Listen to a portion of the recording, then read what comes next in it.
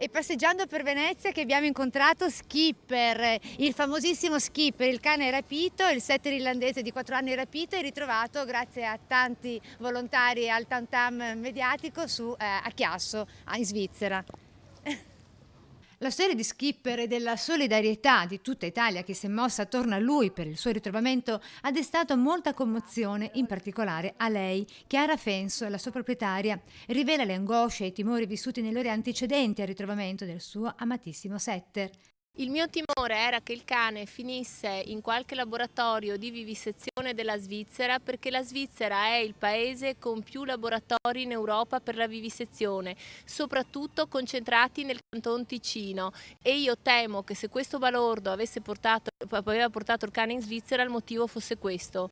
Skipper, sottratto fuori da un supermercato di Venezia il tempo di uno scontrino, è diventato tra i cani più famosi d'Italia, al punto che viene avvicinato e fermato da quanti lo riconoscono per abbracciarlo e coccolarlo un po', al pari di questa ragazza. E Chiara, la sua proprietaria, racconta come sia stato possibile riavvicinarlo in meno di 36 ore a partire da quel terribile 26 novembre scorso.